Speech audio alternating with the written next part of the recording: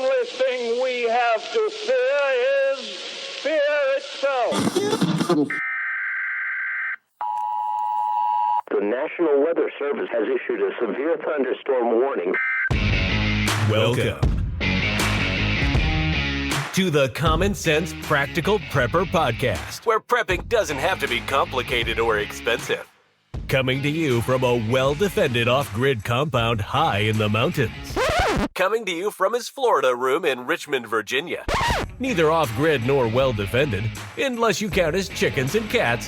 Here is your host, Keith. Well, thank you, professional voiceover guy. Hey, y'all, it's Keith, and welcome back to the Common Sense Practical Prepper Podcast, August the 4th, 2025. I want to start out by answering an email. This is in reference to a couple podcasts ago when I talked about bartering with silver, and somebody emailed me asking what I thought about what they call junk silver, old dimes, nickels, and quarters way back in the day that had a higher silver content. So I don't know a whole lot about it, so I went ahead and went on the SD Bullion website, and they are selling junk silver at spot. Now, if you remember, spot is at any given time the current price of silver per troy ounce. In looking at their website, they are selling $5 of U.S. silver Roosevelt dimes. Check me on my math. I believe that would be 50 dimes.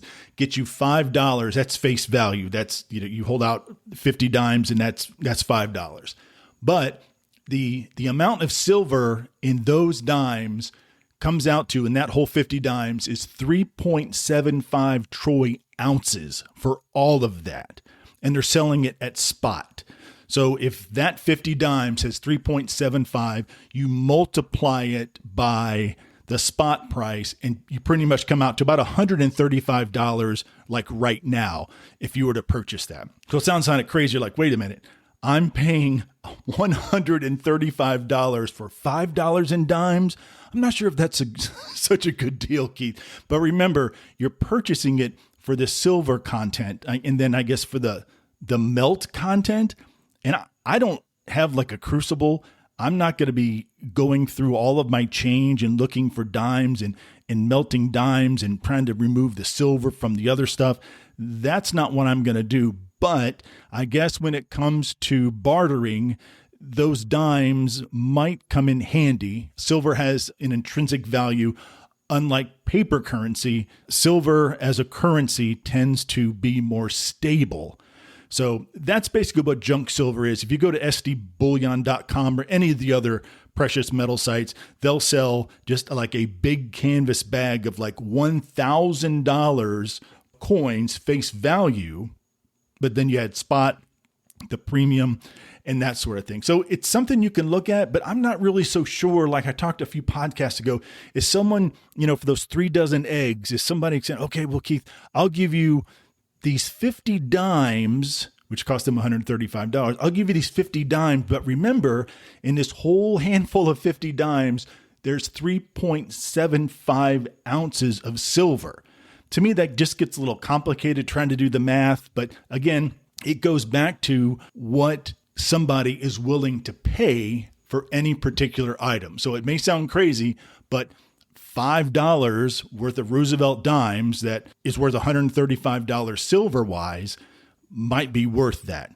But then again, if you take that into a coin shop, you paid $135, you take it into a coin shop, you're going to lose money today because you pay $135, you go in tomorrow, the gentleman at the coin shop might give you $127.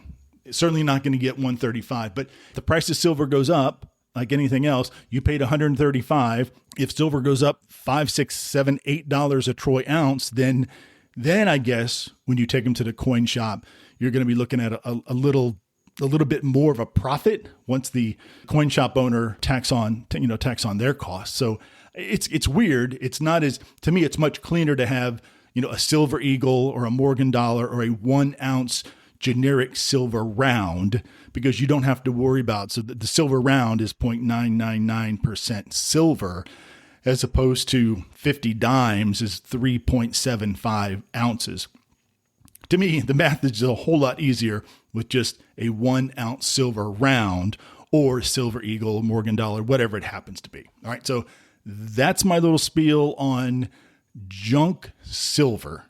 And I probably confused you as much as I confused myself. Okay, what I want to talk about is I was thinking the other day, how do other countries view preppers and prepping? So here in the United States, the first thing you think of if you're a non-prepper, the first thing you think of is you probably go to that Doomsday Prepper show they had on Discovery Channel. I'm not even probably in reruns right now. I watched a few of those years ago, and I thought to myself, those people are nuts. They were so over the top. So I kind of get the stigma or the stereotype that preppers are a bunch of right-wing lunatics that have totally lost their minds and they're waiting for the zombie apocalypse or, somebody to drop a nuke on the East Coast. It just seemed over the top, and I get it. It's all scripted. So I'm not really sure that the Doomsday Prepper show or the series did justice to those of us who take it very seriously, who aren't walking around in hazmat suits, 24/7, waiting for the zombie apocalypse. So I did some digging, and I went to my favorite AI program, and I backed it up with other sources of information. I've said it a million times. Just don't take the word of one AI program. 2 years ago, or even 6 months ago, I'd say don't take the word of just one website, because what AI does, it scrubs the internet, or it scrapes the internet. So when you ask Grok or another AI program, Copilot, or whatever all these AI programs are called, don't think that you're talking to like this little robot mind out in the ether coming up with its own ideas. AI is programmed, and it's going to scrape the internet given some guardrails that the programmers assign ahead of time, if that makes any sense. So you're not getting any new information. To you, it might be new, but the AI program is not like groundbreaking, some trailblazer giving you information that no one has ever thought of or no one has ever read or created. Okay, we'll start with the United States. This is going to be an easy one. So prepping is mainstream, and it continues to grow here in the U.S. It's estimated 23.5 million preppers, $11 billion annually that are spent on prepping and prepping supplies. Once, and maybe to some extent, was associated with far-right groups or conspiracy theorists. Don't get me wrong, there's plenty of those out there. But now prepping is seen as more a pragmatic response to diverse risks like natural disasters, political polarization, and economic instability. All right, that makes perfect sense. Hedge on inflation, supply chain disruption, and things along that lines. Frequent natural disasters, hurricanes, floods, wildfires, political unrest, all of these things kind of go into why certain people prep the way they do. If you're located in Florida, you're probably looking at hurricanes. You're out in California, out west, you're probably looking at wildfires, not really hurricanes. Earthquakes, it's pretty much going to get you wherever, and tornadoes and severe storms in the Midwest for the most part, but it's becoming more and more mainstream, maybe. But as you know, the government and FEMA, they promote 72-hour kits. You can go to FEMA.gov, and it gives a lot of details on what you need to build out for your 72-hour kit, where you can take CPR classes, stop the bleed classes. So there's a little bit of crossover. So it's not necessarily some underground movement prepping here in the United States. It's becoming much more mainstream. I know folks on both sides of the aisle that prep. I know some folks that are liberals that prep. I know folks that are conservative, Republicans that prep. And I know people in the middle, I guess that'd be libertarians, they also prep. It really has nothing to do with your political affiliation per se. It's just how you view the world and what may or may not happen. It's about self-reliance. Let's put it that way. Just take politics out of it, and you just call it self-reliance. I'm going to take responsibility for my actions. My actions have consequences. I'm going to do what is necessary to protect myself and protect my family, regardless of my politics, regardless of what happens outside. I'm going to do what I need to do to protect myself and protect my family. Political agendas, just remove it And it's easy to throw it in. It's easy to point fingers, but just take the politics out of it. And if you do anything, the smallest thing, you go to Costco, you go to Kroger, and you get 2 extra flats or 2 extra containers of bottled water, 36 bottles, 48 bottles, you're a prepper. And I'm sure people are like, wait a minute, don't you call me a prepper for just getting a couple extra things of water at Costco. But you are. You're being prepared. What are you being prepared for? Well, I'm being prepared for the really hot weather that's coming up. Okay, well, why do you have a flashlight and a bunch of lanterns and a bunch of emergency candles? Well, I'm kind of being prepared for in case the power goes out. If you don't want to be called a prepper, you think it's a negative stereotype, there's some stigma attached, call yourself whatever you want. Call yourself just preparing for something. If you don't like the word prepper, you do you. Talk about the United Kingdom. Prepping is much less widespread than in the U.S. It's also viewed with skepticism or amusement and associated with eccentric survivalists, which is really kind of odd. And with Brexit and some of the instability in the EU, it's led to some shortages in food or perceived food shortages. When they have bad weather over there, they have bad weather, flooding, flash flooding. So it's a little more mainstream, well, certainly not to the extent that it is here in the United States. Talk about Sweden. Now, this is interesting.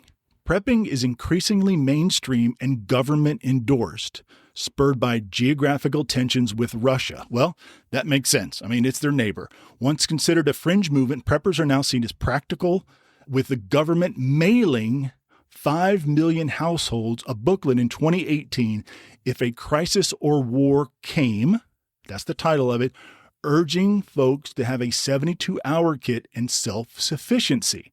See, that's not so bad. I guess if it comes from the government, more people would be likely to accept it, I guess.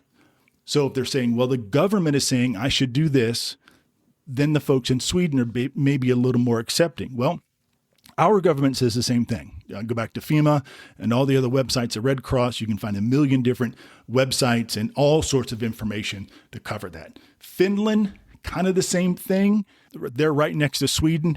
Germany. So prepping is growing, but it remains kind of a niche hobby, often associated with bushcraft or urban prepping, aka stocking up at Aldi. If you've never been to an Aldi, well, if you've been to an Aldi here in the United States, very similar to the ones in Germany, Aldi is the bomb. I love going to Aldi here, and I love going to Aldi in Germany. It's becoming more and more accepted over there. Now, there are very strict weapon laws in Germany. So, you're not going to have an arsenal like some folks might have here in the United States. Stockpiling, hoarding, a lot of people, those are negative terms. When you hear hoarding or stockpiling, it's kind of a negative term, but it's becoming more and more accepted. The government encourages basic preparedness, and what they use as their barometer is a 10-day food supply. So the government in Germany says, this is what you should have. They're going well beyond a 72-hour kit. They're going to 240. That's a 240-hour kit in Germany. Urban preppers are more visible. They have gardens, small gardens, grow their own tomatoes, peppers, that sort of thing. So they're a little more self-sufficient, I guess you could say. Talk about Japan. So prepping is not explicitly labeled as such, but is deeply ingrained due to the frequent earthquakes. That was in 2011, was that really bad one. So we got earthquakes, tsunamis, and typhoons. It's seen as practical, non-controversial part of life, so government kind of stays out of it in a sense. There's no friction. The government mandates preparedness, go bags, seismic building codes, a lot of earthquakes over there, and the building codes over there are very, very strict. And society kind of views this as the norm and not really a subculture. Preppers are rarely stigmatized, as preparedness is recognized universally among all the people in Japan. All right, talk about a couple more. Australia. So prepping is growing in Australia, especially in rural areas. Now, what's the old adage? Everything in Australia wants to kill you. The spiders are about the size of small dogs. And so prepping is more mainstream. floods, wildfires, and folks, out there in the bush country, the Australian bush, those folks are in the middle of nowhere. It's almost a part of life to be self-reliant, self-sufficient when help is hours away, when the grocery store, the market is hours away. It's pretty much just a way of life. The government supports disaster preparedness, and society increasingly respects preppers, especially after recent climate change events. India, here's an interesting one. Prepping is emerging in India, particularly in urban areas, and is viewed as a practical but niche trend. Influencers like Little Urban Prepper, whoever that is, promote urban survival, but it's not really widespread, and it's often seen as an import from the West. Over there, climate risk, floods, heat waves, earthquakes, economic instability, and urban density tend to drive the interest or drive prepping. So many people jam-packed in a little area. I've said it before, take New York City, the power goes out for an extended period of time. There's some sort of supply chain issue. You have a lot of people in a very small area. The little markets are going to run out of food super quick. You don't have the large grocery stores like you have in other parts of the country. So the little markets, the little corner markets, the bodegas are going to be overrun and emptied very, very quickly. So globally, prepping is increasingly being accepted. It's on the rise globally, driven by climate change, geopolitical tensions, and pandemics. Once mocked, preppers are increasingly seen as practical, with governments Sweden, Finland, and Japan that normalize preparedness. Now, here in the U.S., it's not really normalized. It just depends on where you look. So if you look towards FEMA and the Red Cross, then there's a lot of information out there. So the information's out there. It's not like it's being hidden.